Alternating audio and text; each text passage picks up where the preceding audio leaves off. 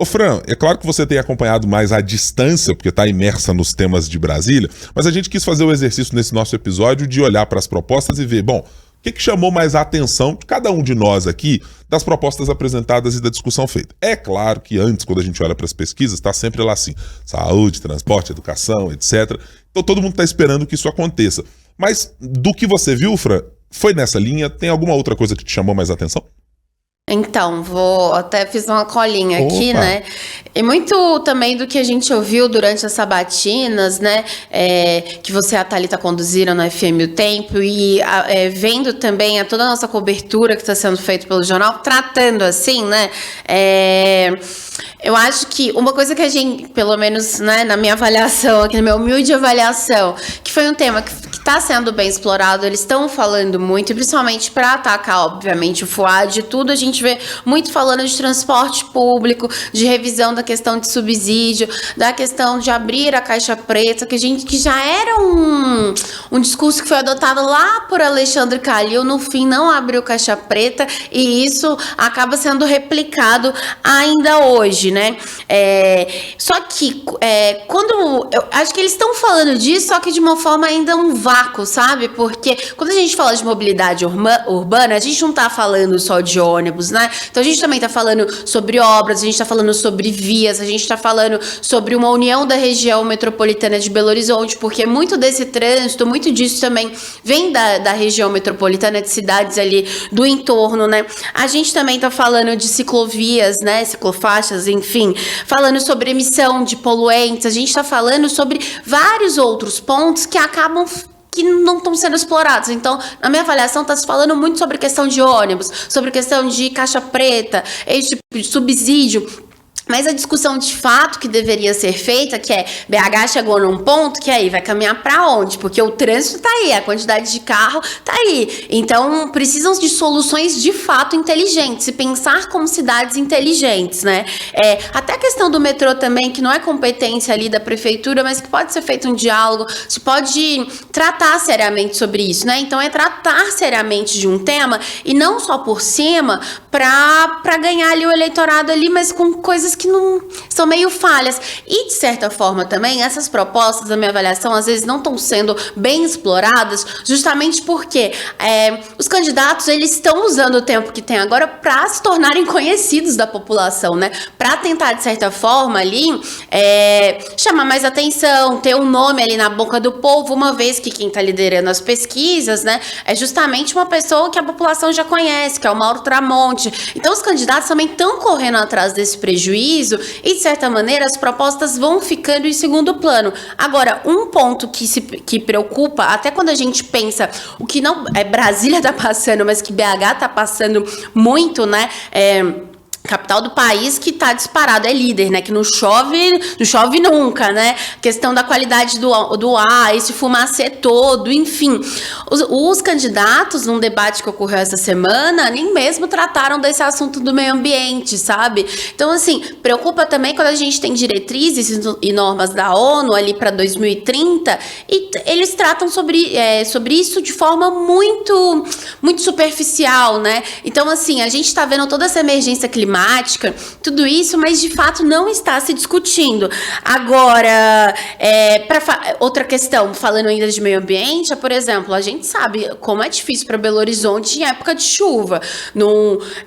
Teve a última questão da pior chuva de todos os tempos, já faz muito tempo, só que a gente sabe que está chegando um período chuvoso. E aí? Vão tratar de obras para isso, para enchentes? O que falta? Então, eu acho que está se gastando muito tempo para se apresentar, o que é válido, mas quando você olha ali no plano de governo, no que está falando, é tudo um debate muito superficial e de promessas que a gente já ouviu em várias outras campanhas e não é novidade para ninguém. E quando a gente fala de meio ambiente, emergência climática, não é aquecimento global, tá aí, gente, tem que, né? Acho que já passou da hora um pouco de tratar. Os umidificadores ligados exatamente neste momento agora. Ô Marina, então, enfim. Quero trazer você também para essa conversa, perguntando se você está com a mesma impressão. Estamos falando de muita coisa, superficialmente, estamos deixando o que de fora na sua avaliação?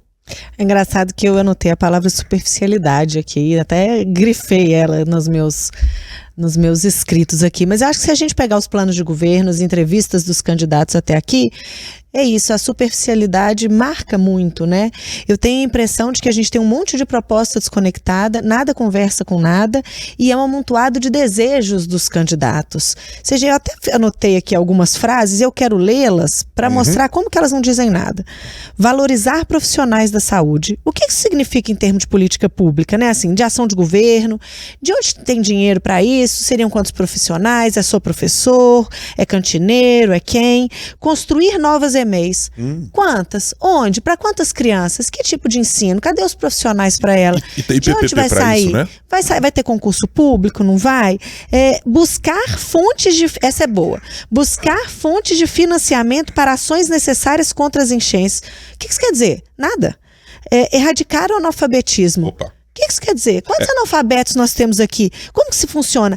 Até nas, umas mais e outras menos, né? Assim, mas até nas que a gente já tem um pouco mais de embasamento, falta uma conexão do todo. Quando a gente fala, por exemplo, de flexibilizar o potencial construtivo, que é essa coisa do plano diretor, acho que ela está bastante pop aí na campanha, até porque você ataca tanto o Fuad quanto o Tramonte que está com o Calil, né? Então você ataca lá 2 com potencial para o segundo turno.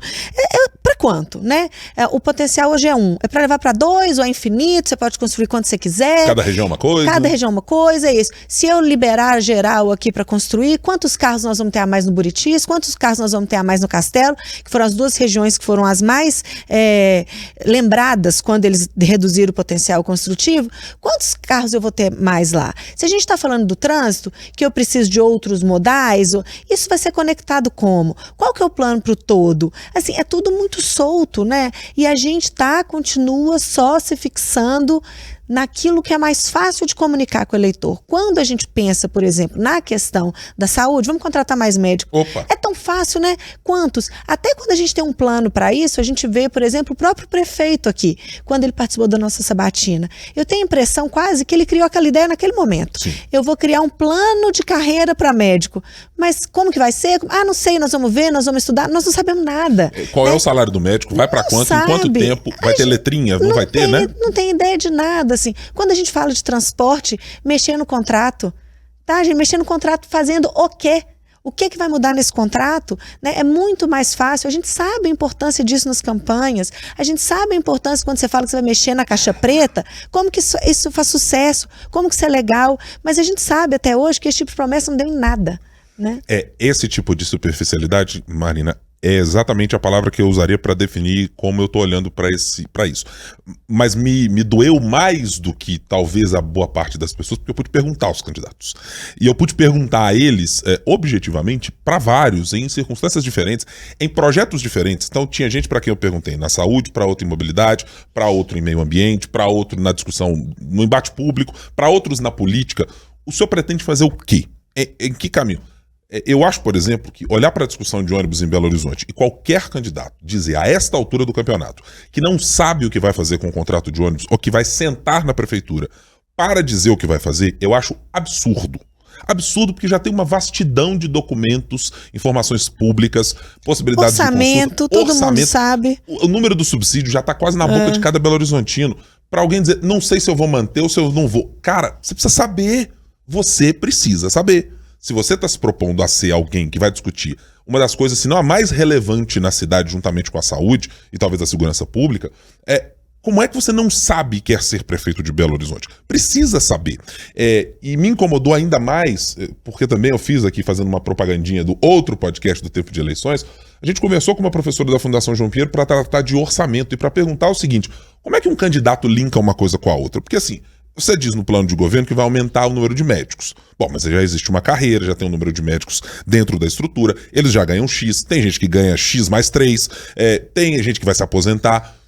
Você precisa estruturar isso no orçamento. E as perguntas que você faz aos candidatos, quando a gente faz, mas quanto custa isso? O senhor já mensurou?